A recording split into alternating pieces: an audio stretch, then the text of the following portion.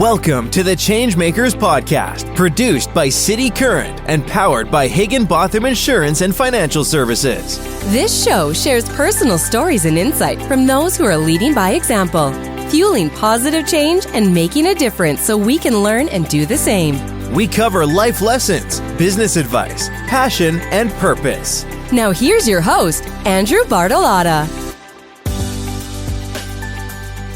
Welcome to the Changemakers Podcast, produced by City Current and powered by Higginbotham Insurance and Financial Services. I'm your host, Andrew Bartolotta, and today we're diving into the world of creativity, innovation, and bold vision with Vahn, the CEO, guiding the next era of Memphis's newest immersive experience, Baron Von Opperbean and the River of Time. Her journey from artifact conservation to global entertainment brands to Meow Wolf and now here in Memphis is nothing short of extraordinary. And we can't wait to learn about what makes G tick, what she's passionate about, and what we have in store for the March opening of Baron Von Opperbean. G, thank you so much for coming on the Changemakers Podcast. Thank you so much, Andrew. I don't know what I'm going to do after that intro. I feel like you covered just about everything. Oh, no. Now we just peel away the Band-Aid and go deeper and deeper, right? Yes. It's gonna be fun. Okay, so let's start off with childhood, right? Okay. Talk to me a little bit about what G was like as a younger child, your experience, and when you started the curiosity of creativity and the work that you do today. Oh, that's deep. Okay. So if we go all the way back to childhood, I mean, the thing you have to know about me is that I was adopted from Korea when I was 8 months old. So I grew up in a very all-American family in California, the agricultural part of California, not the surfing part of California. So people always need to understand that when they think culturally, kind of, gee, where do you come from? So grew up on casseroles and barbecue and grills and everything that you kind of expect. It just doesn't look like it from the outside in. But I think creative wise, my father gave me a Polaroid camera when I was 4 or 5, and I would use that whenever we were a road trip family, so throw it all in the car, kind of wander around the country. And I always had like a notebook and colored pencils or a notebook and pastels. And then eventually, maybe about 6 or 7, I got a 35 millimeter camera with film. And that was kind of my tried and true, trusty. You could only take 27 photos on a roll of film, so you had to be selective. But when I reflect back, that has always been with me. So once I actually got like a very adulting job, one of my first purchases was the first Canon DSLR because I wanted like a digital SLR, but I wanted the click. I didn't want it to be mirrorless. And that was, me exploring that part. And that was actually one time when I realized like, cameras have been with me forever. But I've always been a person that kind of goes in and out of both science and art. So I was your kind of typical nerd, science competitions, kind of throwing down in that space, but then I was also in the dance program.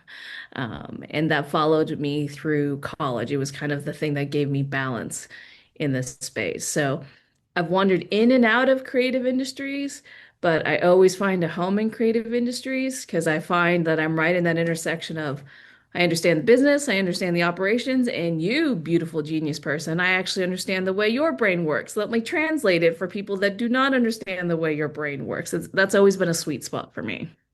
It's cool that you mention being passionate about science, but then the art side too, because in today's technological advanced world, it sort of mirrors each other. And so, but truly a decade to even 3 back, it was still very separate. And so for you to be passionate about both now in this reality, I think plays very well with not only the work that you're going to do here at BVO in Memphis, but also leading into your creativity and science career throughout, the past few decades. So talk about career-wise, what started out, what was sort of your first quote unquote, like industry real job that you were able to really learned from that you still take away lessons from today? Mm, that's a great question.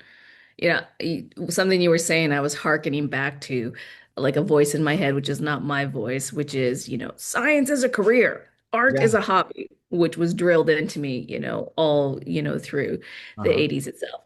I started working kind of in that transactional space of you're providing a service and there's a compensation for it. I actually started working when I was really young because my grandma took care of my great grandmother. And she also like with her partner, wanted to go out on Saturday nights and wanted to go out on Sunday nights. So I spent most of my weekends, like in my early teens, actually taking care of my great grandma. And we would hang out. I would make her dinner. We would hang out and watch television. We would talk. And then I would help her get into the bed and I would hang out until my grandma got home. And I was very close to my grandparents because I was a really young grandchild. And so most of the kids were much older than me. And I got to do that kind of all through up until I went to college. And so that kind of service-based, not an industry, just like a true connection and a passion was always there for me. I got a job in college working in UCLA's version of hospitality, which a job in a dorm is not usually that exciting, but when you have a school like UCLA that has 36,000 people on there, it's basically a small town and the dorms are like tiny hotels. And so I learned a lot about the hospitality industry there, which was also, service based, but it also had to do with numbers. How many people did we have in the building? How many people per floor?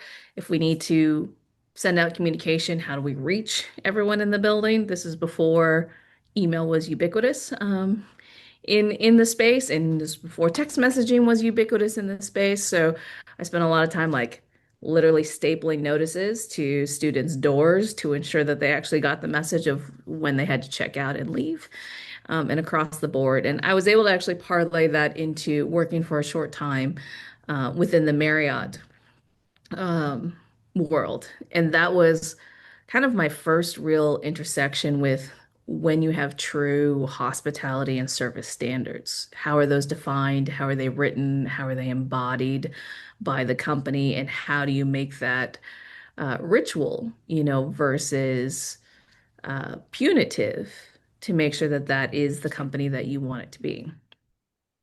Working in the hospitality service industry and then leading into entertainment, museum slash artifact conservation world, how does that sort of like mesh into each other? And then working in marketing, how did that lead into the work that you're doing now today? Oh, that's a complicated question. So let me see how like concise I can get it. Um, the counterpoint of working in the Marriott was I went from, a bachelor's degree from UCLA, which by all accounts is what you do to be a responsible, adult, and then you go out into the world to find a responsible job. Right. And I was a little burnt out from school, so I became a bartender, Mm-hmm. much to the chagrin of everybody in my family. And I took my very fancy pre-med degree and I became a bartender. And I went to work like at a Marriott property in Los Angeles.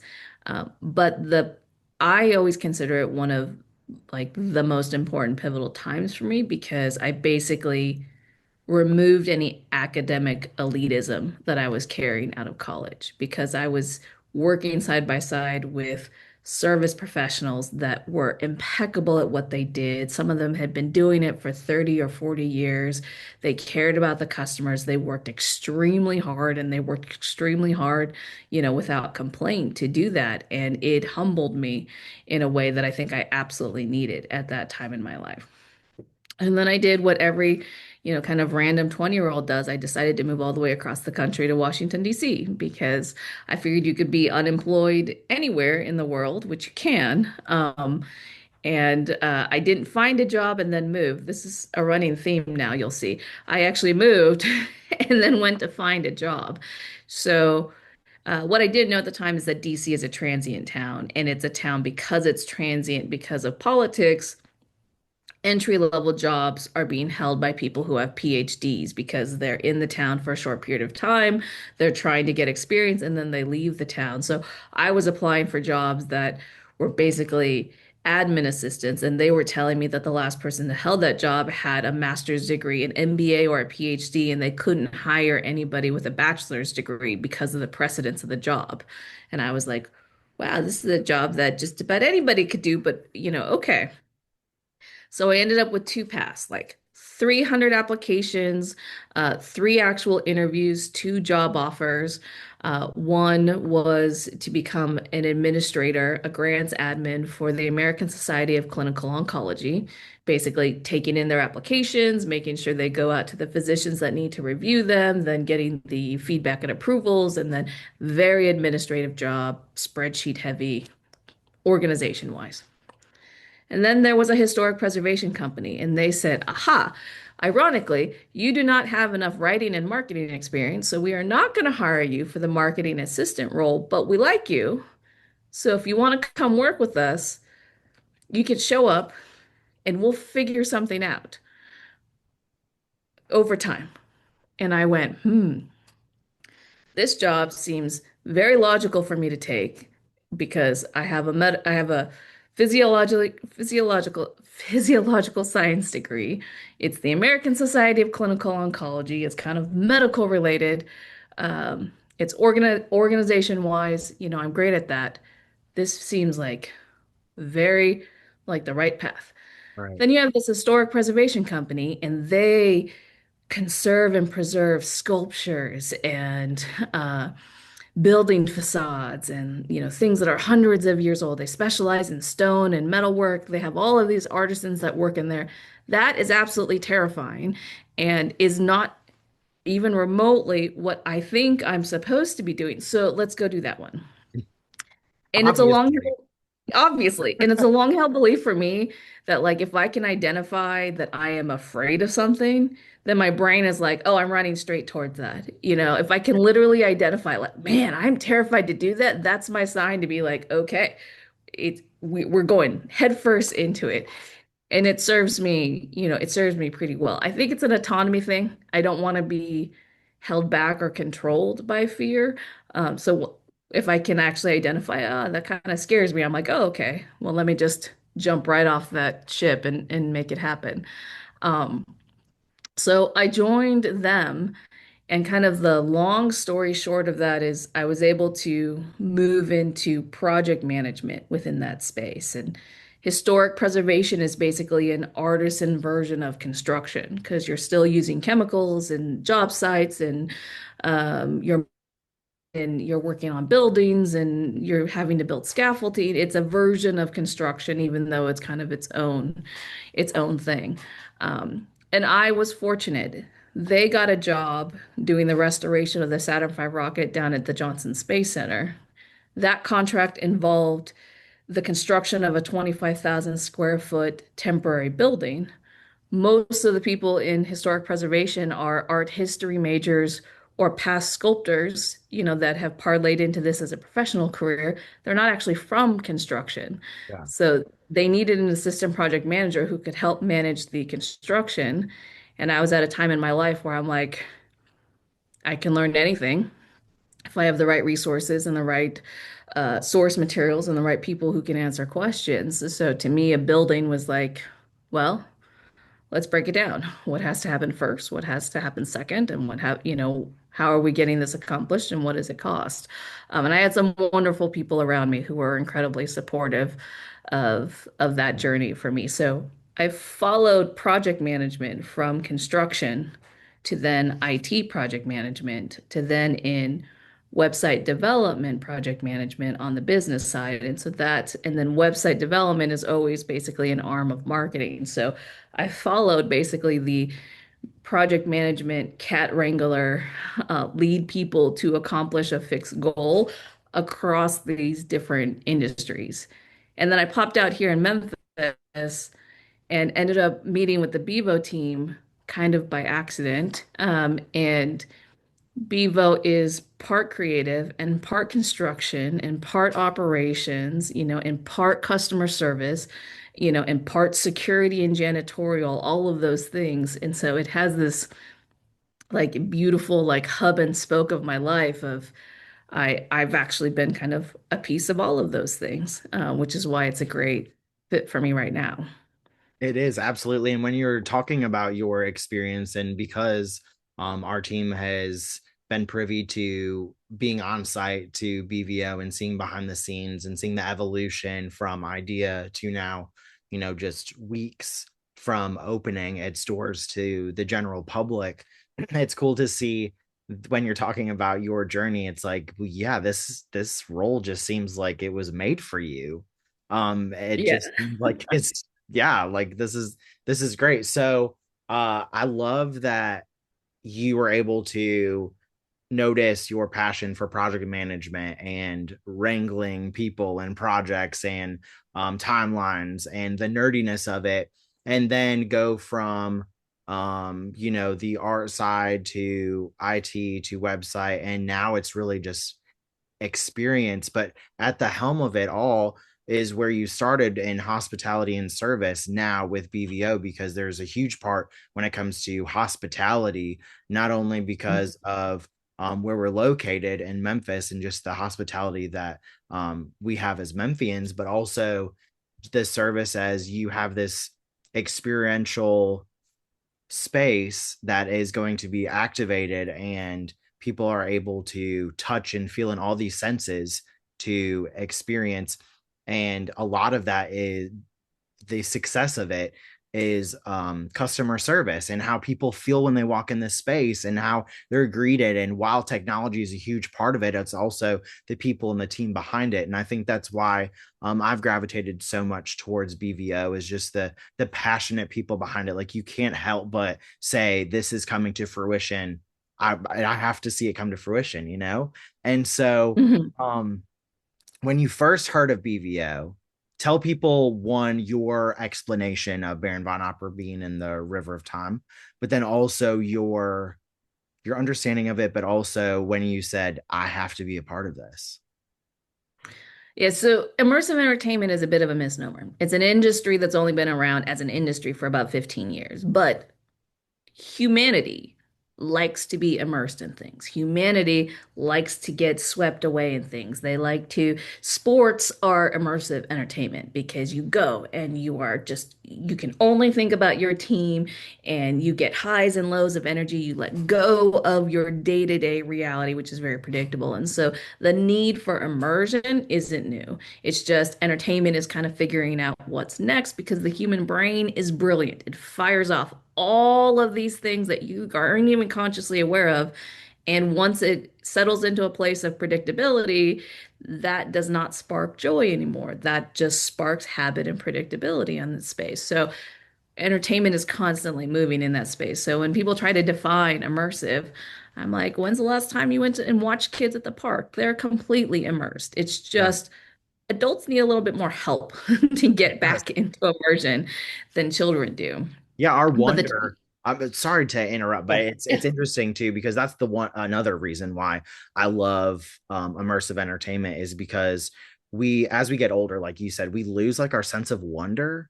And so Mhm. I have three kids that are 5, 5, and 4. And so Whew. they are just like Yes. full in the wonderment of everything, Mhm. sometimes to their detriment.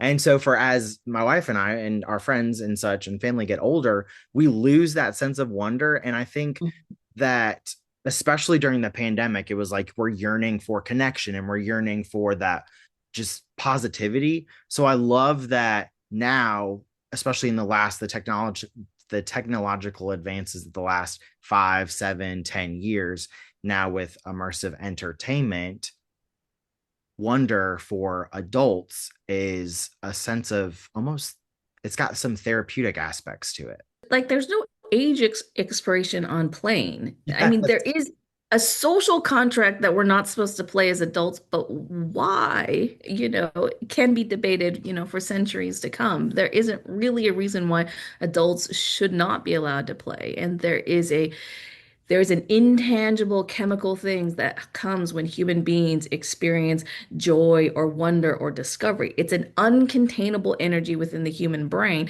that then they must share with another human being, and then that creates connection and community.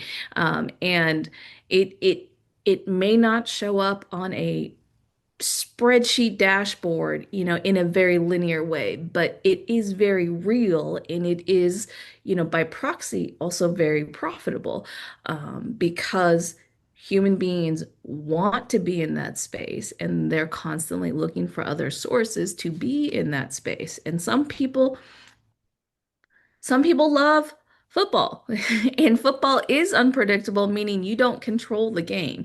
You show up, you're open, and then you are open for if it goes your way or it doesn't go way, but you're in that joy either way. Because if it goes your way, you've got the elation that you're connecting with people, and if it doesn't go your way, you're also bonding with the fact that the team didn't do what you wanted to do.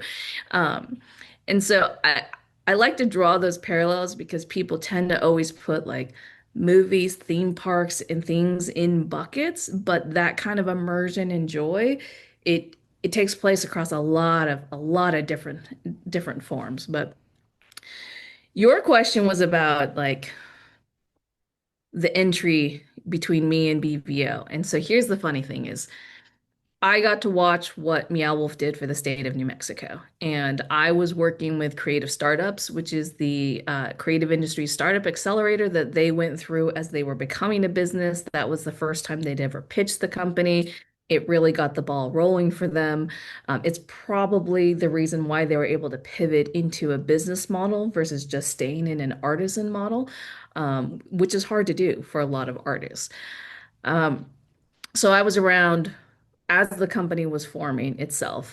And I worked with both creative startups in a Meow Wolf partnership and then joined Meow Wolf directly over the course of about 2.5 years. And they had only been open about a year and a half, 2 years when I joined them. But what's amazing is watching people go through the space, watching them experience something that is so completely a left turn from their day to day, and then their reaction to that, whether they're a child or an adult, or anywhere in between. And then on the flip side of that, I watched it in almost like rapid speed. It completely changed the tourism industry for the entire state of New Mexico. So the number one tourist destination in New Mexico for decades was Carlsbad Caverns. And the number one-off tourist event in New Mexico was the Albuquerque Balloon Fiesta. And this city in the mountains that only has 75,000 people that nobody would have ever invested in for a family entertainment attraction, put in an attraction, with 21,000 square feet, and then rapidly eclipsed the numbers for every other attraction in the state of New Mexico. So much so that the New Mexico Tourism Board had to completely change all of their marketing and all of their strategy around it. So, I mean, that's incredibly powerful. Like people chase all the creativity, but the creativity that then to completely change jobs and investment and economies of scale in a market. New Mexico was constantly like either ranked 50 or 50, 49 or 50th as the poorest state in the country. And to have a single creative business completely change the dynamics in the state, that part was mind blowing. But truthfully so, I was a little burnt out with creatives when I moved to Memphis. And I stepped away from the company because I wasn't sure. Everybody wanted Meow Wolf to succeed, but it went through massive growing pains in those first 5 years, and not everybody was the right fit at the right time. And there were a lot of people who were so passionately believing that Meow Wolf would change like the entire industry, that they were still just trying to figure out who they were as a company. They knew what the exhibit was, but who they were as a company. And I wasn't as young as I thought I was at the time. And so we had decided to move and leave New Mexico. We had decided that we would move from New Mexico eventually. And Memphis was on our short list of cities. So I came to Memphis. I was looking for a fresh start. Um, I started a new job, and 5 weeks later, COVID shut down the world. So I joined the city at a really interesting time. And at the same time, Chris was about ready to open Quadrant 360 for the first BVO, and then COVID shut down the world. So I'm here in Memphis. I'm mostly by myself because my family had not yet moved from New Mexico. And people said, "Hey, there's a Meow Wolf in Memphis." And I said, "There's not a Meow Wolf in Memphis." And they're like, "Oh, but there's a Meow Wolf thing in Memphis." And I said, "Okay, there might be a Meow Wolf thing." I'd seen so many different immersive entertainment pitches because the industry was on fire. Right.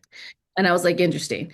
And then, 3 months later, somebody else would be like, "Did you know, gee, there's a Meow Wolf in Memphis?" I'm like, "No, there isn't a Meow Wolf in Memphis." I am literally the only person in this entire city that used to work for that company. Trust me, Yes. there's not a Meow Wolf in Memphis. Oh, but there's this thing that's like Meow Wolf. It's called like Baron Von Oppenheimer. And I'm like, "Oh, yeah? Interesting." I looked it up. I saw the pictures. I saw the colors. I saw the black light. I'm like, looks like a great immersive experience. Not my circus, not my monkeys anymore. Like, I hope they're successful. Mhm. But Andrew, this continued for 5 years straight, every other month. "Hey, gee, you used to work at Meow Wolf. Did you know there's a Meow Wolf in Memphis?" I'm like, "No, there's not a Meow Wolf in Memphis."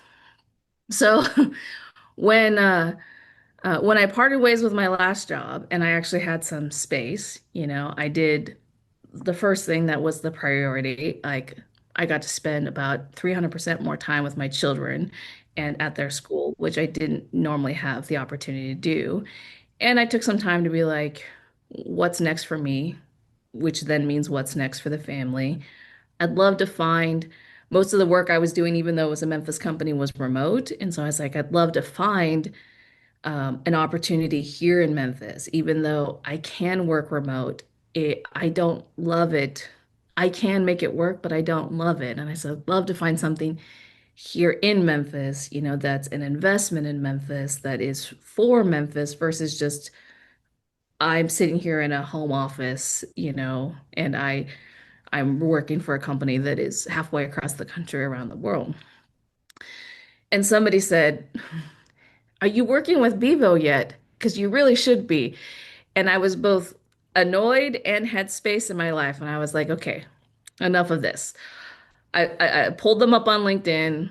I found Ruben. I sent him a LinkedIn message that literally said something like, "Hey, we're here in the same city. The city is too small. Like, I wanted to say hi. Also, if there's any way I can be a support, it'd be just great to know each other." But my motivation, Andrew, was I'm going to meet these people. I'm going to officially meet them. I'll learn about what they're doing. If there's anything I can share to help, that'll be great. And we will all go about our merry ways. And then anytime somebody asks me, I can say, "Yeah, BVO is great. They're doing awesome. You should reach out to them." No, I don't work with them. It didn't end up that way. Right.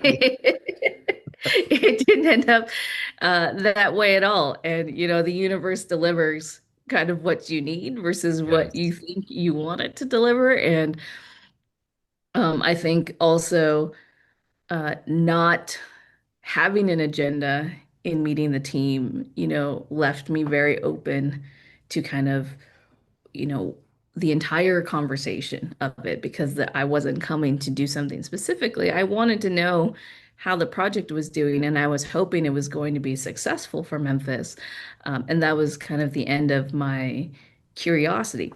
Partly because I could see the economic similarities between Santa Fe, New Mexico, and Memphis in terms of the geography of the attraction desert you're in, the underserved families that already live there, a creative undercore, that is a Yeah. pinning of the city. Like, I could see all these um, parallels. And what's funny is everybody in Memphis thought I was crazy because what does Memphis and New Mexico have in common? And I'm like, no, it's really interesting, except for Memphis has a heck of a lot more tourists that are already coming to the city than Santa Fe did. Santa Fe definitely had a tourism market, but it was like 55 and up across the board. So I came out for a conversation. I thought I was meeting with Ruben, and Ruben, Marvin, and Chris were there, and it was very much more a more formal thing on their side than I expected. I was like, oh, lots of people. And Kat was running through the office with a television because she was going to deliver a pitch somewhere else. And it was a really wonderful way to be introduced to the project, the building, and the space. And to be able to say, hey, like on one side, location is everything in this business. So you are like, that puts you 25% down this road faster than anybody else who's making a pitch in this space that doesn't have a location, that needs to then go out and find a location. Two, like actual infrastructure assets is the other part of, so when I was standing on the bow of the riverboat, I said, you may not realize this, but you are halfway through this marathon already because of the asset that you're sitting on. Like, I'm not even joking. You're already 13 and a half, 13 miles on this journey out of the 26. Yeah. And I know you guys have been grinding for a while, but you're not starting with a blank canvas and an empty warehouse or an empty building in a strip mall. Um, and often creativity, some of the most brilliant creativity comes in the presence of constraints. Yeah. So the building is both an opportunity and constraints, but it helps focus the creativity, to new levels because it's not an endless sea of options when you're working with an existing asset. Um, that was actually a long story instead of a long story short. No, it was beautiful. And I think once again, there are so many parallels of like you being in the right space at the right time and it just being like, yeah, of course this was going to work out. And even you just showing up thinking you're meeting with Ruben. And what I love about your team is that when you show up, they, they make you feel like you are the VIP. And Hmm. so great because I think just like you said, already starting halfway through the marathon for them, another part of that on the customer service hospitality side is you have to be working with a team that's not only brilliant creativity wise and you know economic development wise and trying to work with government when it comes to and tourism and all of those Hmm. things that are not always as easy to work with. But when you have this team that is they don't take no for an answer in the most respectful way possible, and they are just like, yeah, we're gonna do this, and they show you renderings and they show you pieces of scrap metal where they look at something where someone has literally tossed it out or donated it thinking that they had no use for it and it is the most precious piece of metal to them. Like that's what's so beautiful about this entire story is it's an underdog story, and that's also what Memphis has been for so long. And so for you to be in this space at this time is just it's a universe thing, like you were saying. And so Yeah. now that you're part of this team and you have set an opening date, tell us about when you plan on opening, where you are currently. We're at the end of 2025 as we're airing this. Hmm. It's hard to believe, but you're 100 days until opening or so. So what Yes. does that what does that look like? And how can the community still rally behind BVO to make this the success that it will be? Yeah, so March 7th, it's a Saturday. It's going to be a big day for us. It's going to be a big week for us. Banana Ball is going to be in town that weekend. So the party animals are coming in, which is just going to set off an entire like party downtown, which is fantastic. It's the week before spring break, which you can imagine is also strategic because we want Bevo to be the celebration that it deserves to be for Mud Island, for downtown, for the city of Memphis, and for everybody who's going to be in town and coming through our doors and our bridges during that entire month. It also puts us, a month and a half out from Memphis in May, which is unique to Memphis. Normally in this space, you're gearing up for Memorial Day weekend, but we're gearing up for an entire month because that is brilliantly unique, just for the city of Memphis. And then it puts us in a position to be a really well-oiled machine by 4th of July. So spring break and 4th of July are huge windows for this space, and to be able to deliver that for the city was really important for next year. To me, it's not opening with you know, you don't always have to open with a bang, but I like to stack the statistics. I like to stack the statistical odds in our favor, Yeah. and opening a brilliant experience that meets Christopher Reyes's expectations of what he wants to deliver to the city is one piece of that. Giving the city, a brilliant, win and revenue story and tourism story so that they can then champion that is another one. Giving downtown, beautiful and clear numbers so that they can talk about the influx that's coming in and potentially any impacts to their business. It's not, any one piece, it's a bigger story for that. So crafting the opening to be that story is also part of it.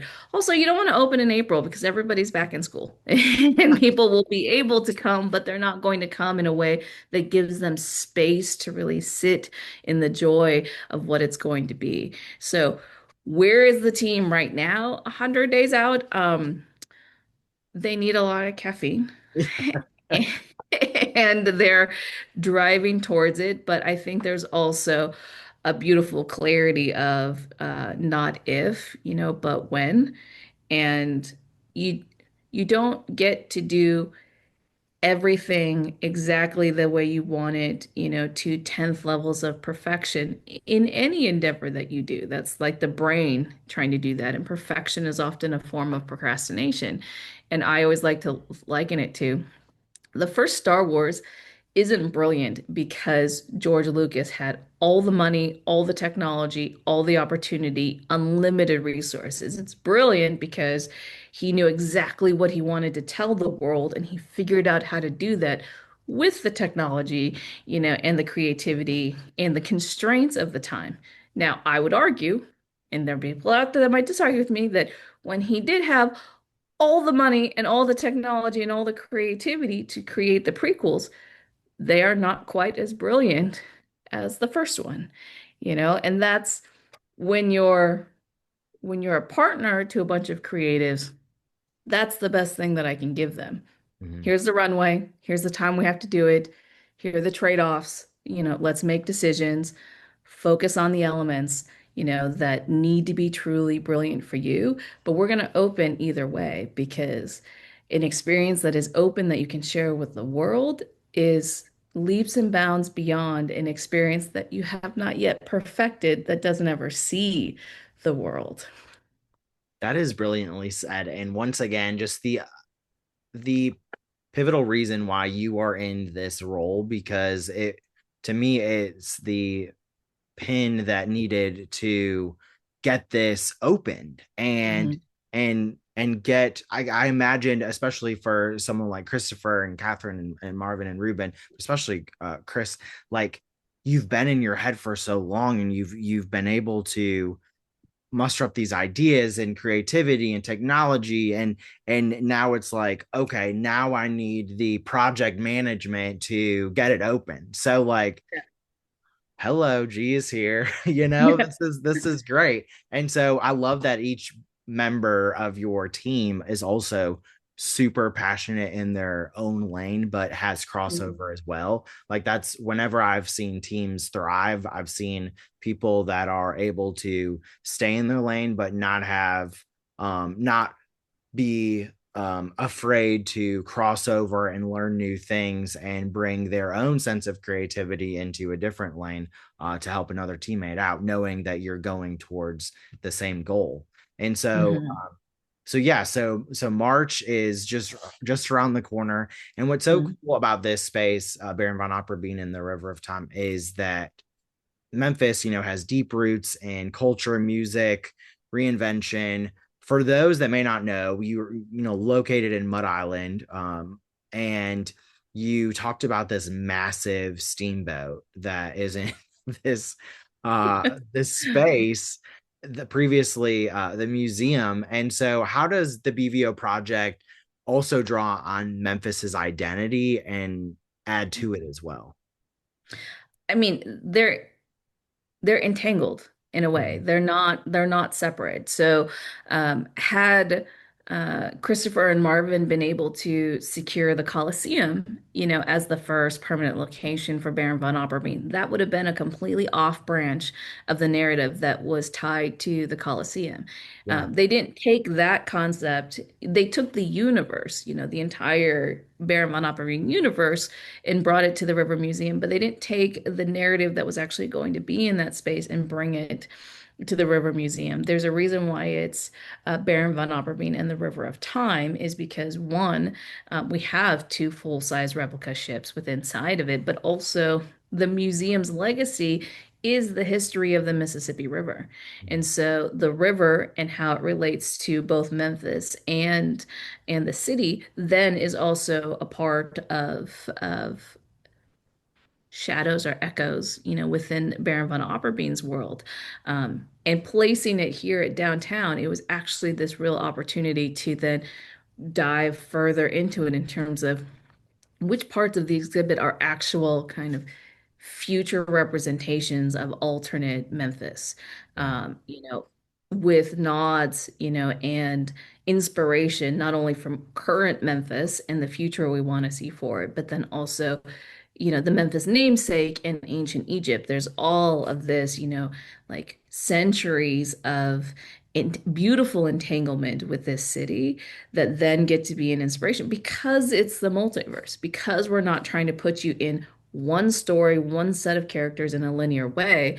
There's this beauty of just we're going to build a world, not a story, and you are going to then get to explore it, and decide for yourself what it means for you.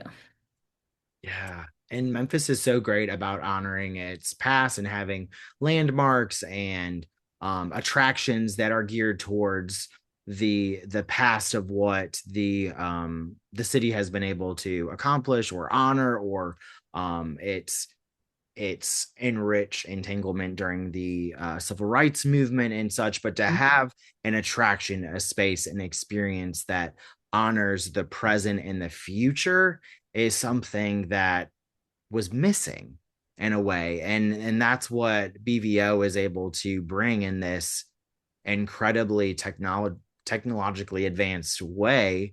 I'm a nerd when it comes to things like projection mapping and utilizing artificial intelligence for things, and so I cannot wait to bring the entire family to see it once it opens in March. So as the we city has a the city has a confidence problem, and I think everybody acknowledges that, and a little too much of believing the national narrative about Memphis on itself, and then believing that every person who comes to Memphis is carrying that national narrative into the city, that the city is just about crime, and that's the overriding thing. And I may or may not have yelled at an Uber driver in Minneapolis who was like, "Oh, you're from Memphis. Like, how do you deal with the crime?" And I was like, "Lies. Absolutely. Like, lies across the board." Like, I've lived in Washington, D.C., I lived in Houston, I've lived in Los Angeles. Like, and I've lived in New Mexico. I don't feel any more, safe or at fear in Memphis than I do in any of those cities.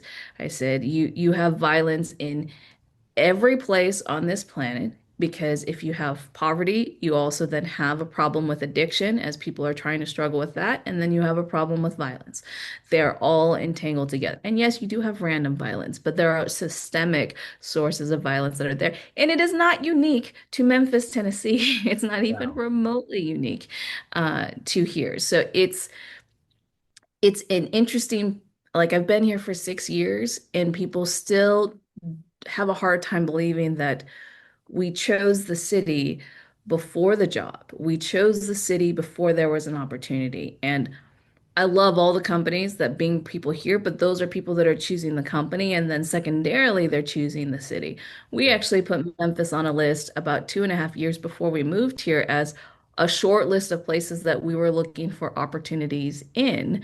and chose the city before we chose, an occupation or a job or anything like that. And that is easy for everybody to believe if you don't live in this city. Everyone in the city is like, why?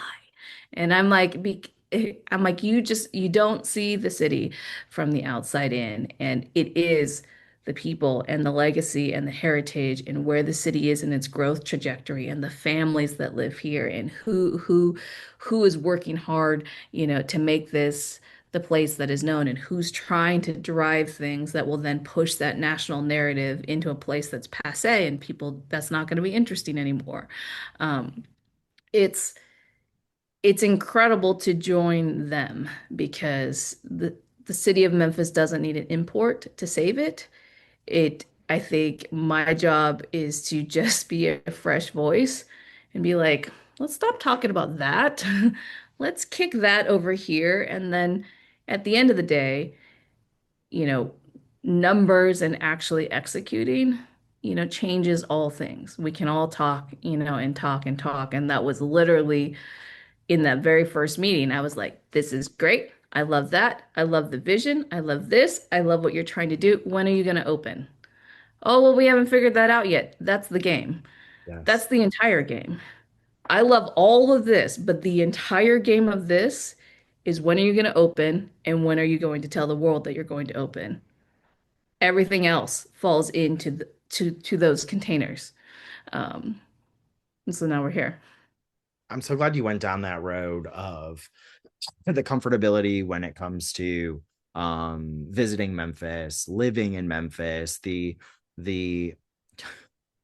the false narrative of safety to a huge point to where we are in a space at City Current. Our mission is to power the good. And so we do that through events, media, and philanthropy. Obviously, this being part of the media events, we've taken a behind the scenes tour of BVO, and it's not mitigating that we do have crime just like every other city and every other town in the world. It's knowing the possibilities of what are we doing to make this a place. I continue to highlight the good that's going on in our community, in our own backyard, lifting each other up, not work against silos, the collective impact that we've already seen through the work that you and your team are doing throughout the city. And even just when you're talking about the opening day, the collective impact of like, we're making sure that we're opening and letting the city know, and we're being very intentional on when we're opening. So all of the boats rise with this tide. And so Mhm. it's a beautiful thing. In Memphis, I haven't seen it in any other city. I grew up the first 15 years of my life, so I was very young, but it's still in Chicago, and Yeah. moving down here and seeing just the camaraderie between neighbors and the for-profit and nonprofit, like that, you don't see that in many other places at all. And because we are a small big city, it's such a beautiful thing to even play a small role in, and we all have the opportunity to amplify the work of others. And so I don't take this lightly that I get to, just as much as me having this conversation with you, if I ran into you at the coffee shop or whatever, like now we're able to share it with others, and that's what we should be doing. And so Hmm. that's what's so great about our cities. When we find great things, we share it with others, so we need to continue to do that. And then when they come to BVO and then they also decide to attend other attractions or go get amazing food downtown or in East Memphis or any of the surrounding suburbs, then they take that to back home.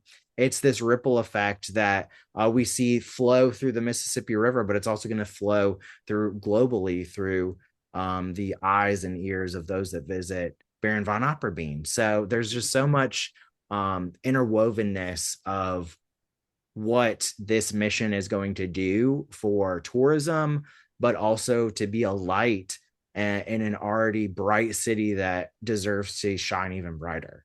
So I Yeah. love that. I mean, it truly is, like you said, for your family, having Memphis on the short list, 2.5 years before you embark on the soil is so important, because you as an outsider see the benefits of it, and then coming in and now being a Memphian, being able to just see the richness of the culture and everything that goes on in our neighborhoods. And that's what we need to do. And so I'm sure you've also seen it, but in BVO with investors and local stakeholders and the public, how can the community get involved with BVO? What are some of your hot items that you maybe still need, or what are the ways that we can help previous to March 7th and then beyond?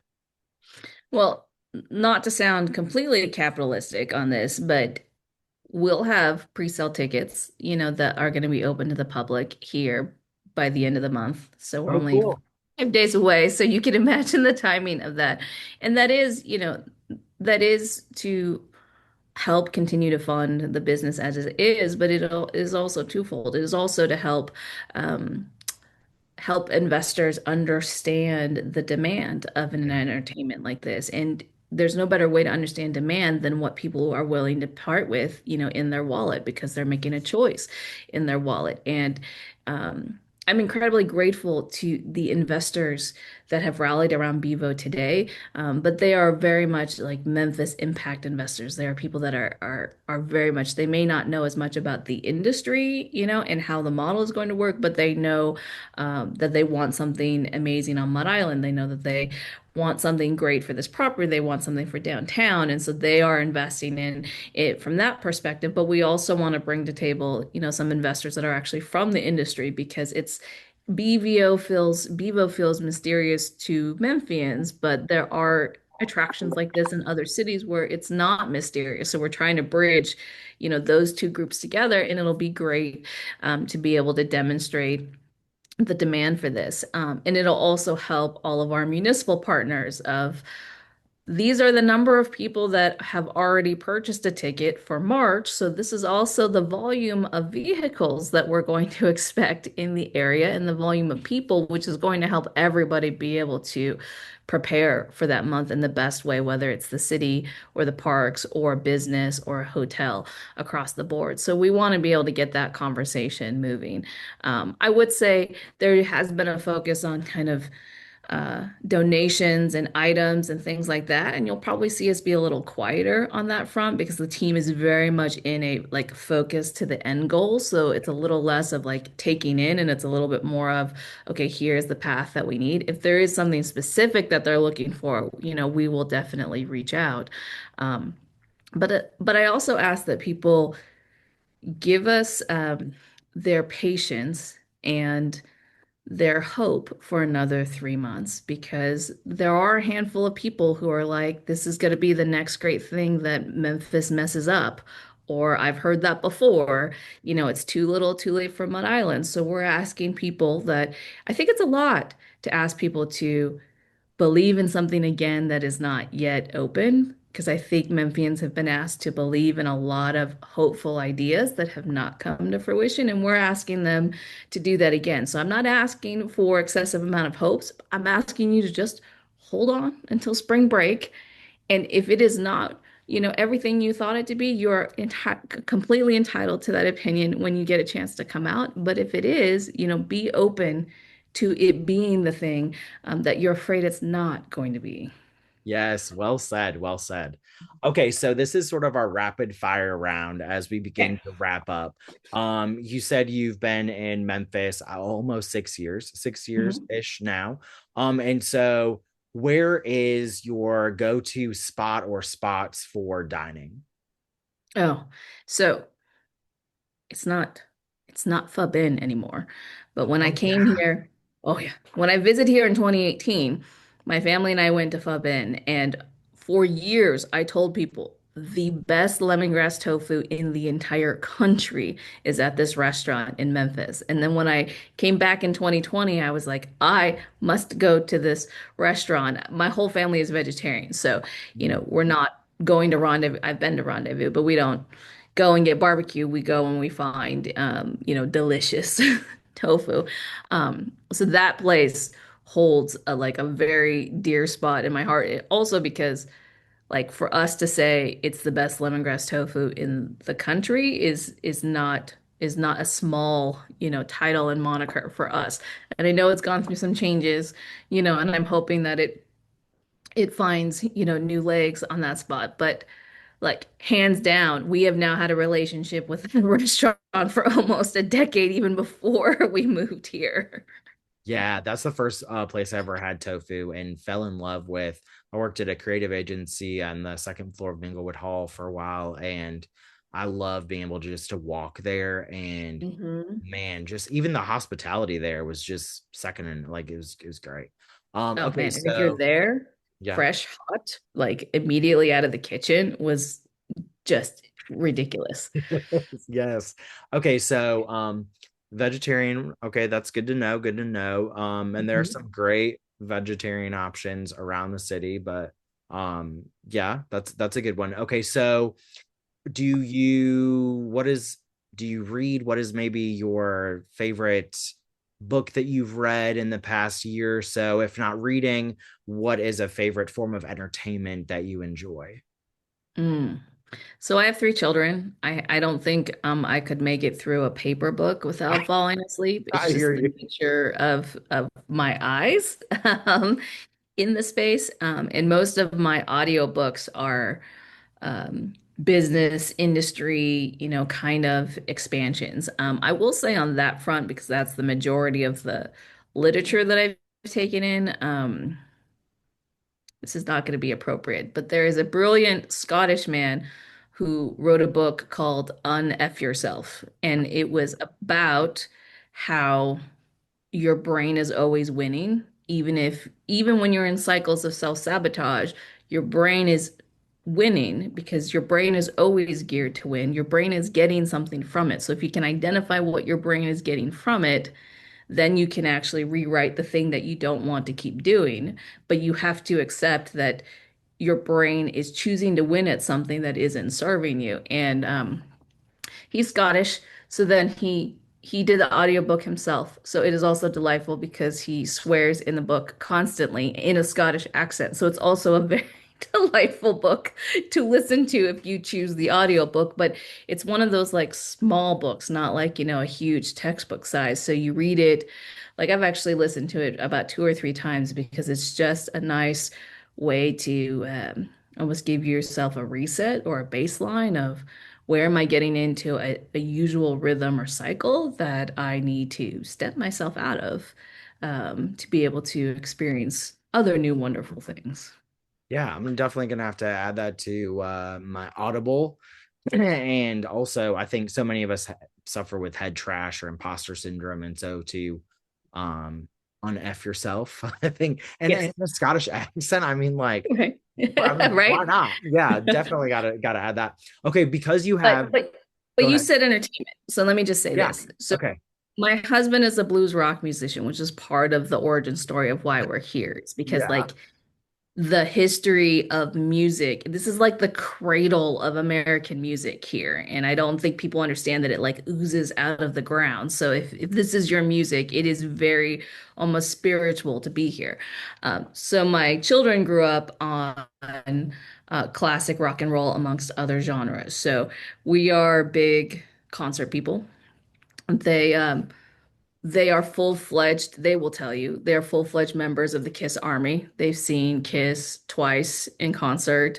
We'll even go to tribute bands because it's just the experience of it. So we went to see Bohemian Queen, 2 weeks ago, when they were here at the Cannon Center.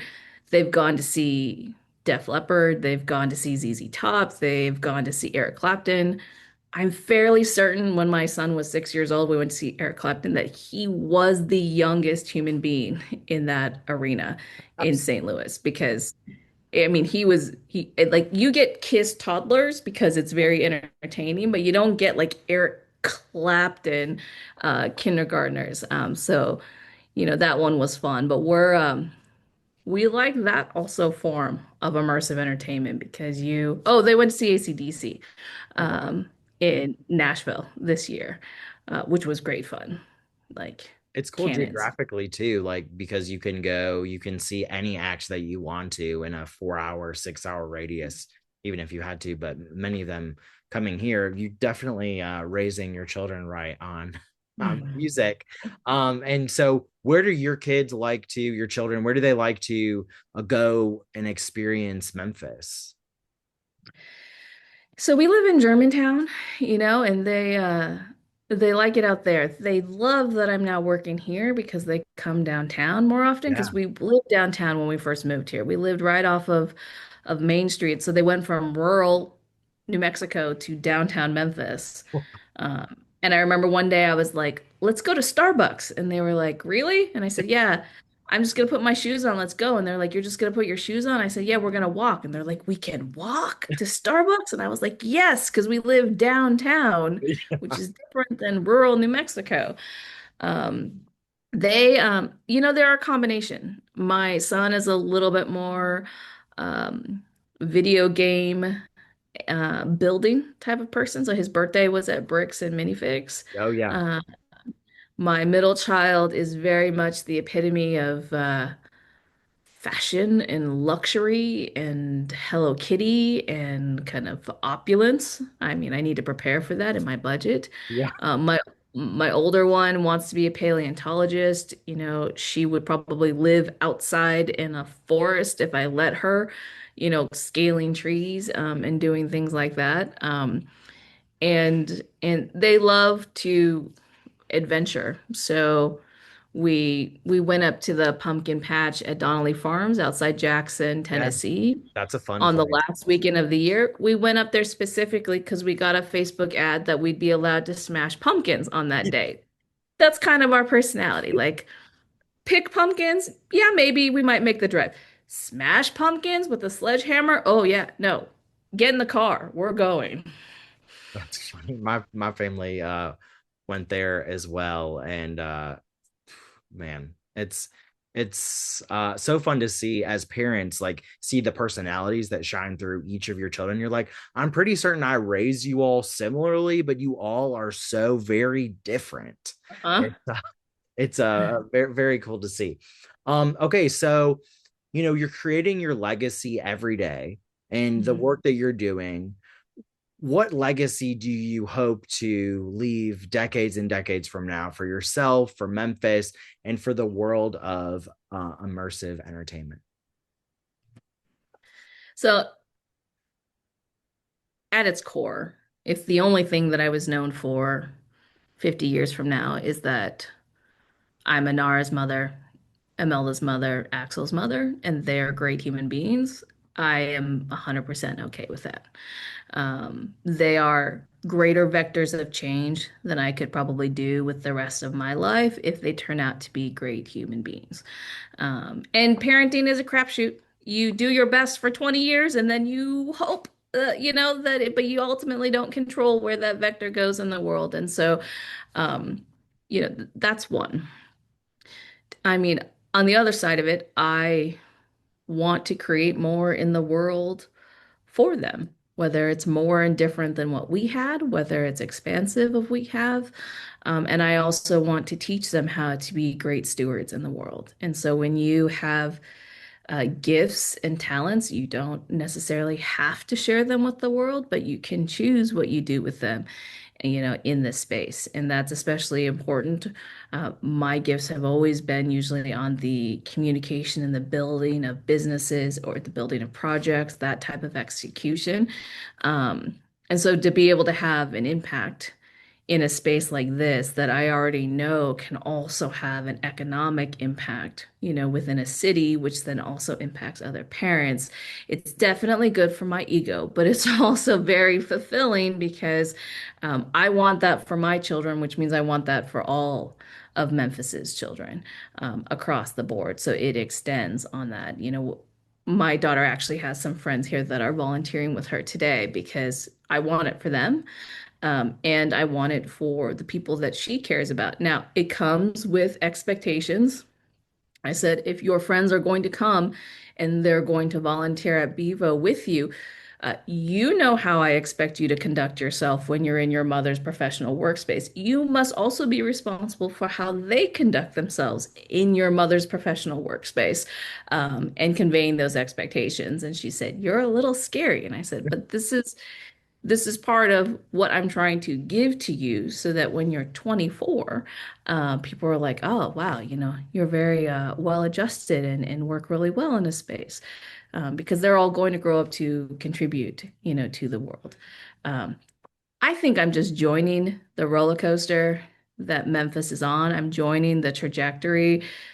There are so many people here that are already collectively driving um, the next iteration of Memphis having global impact and circling the world. Because when Memphis has an impact, it's not regional. It goes globally around the world, which is really incredible for the city.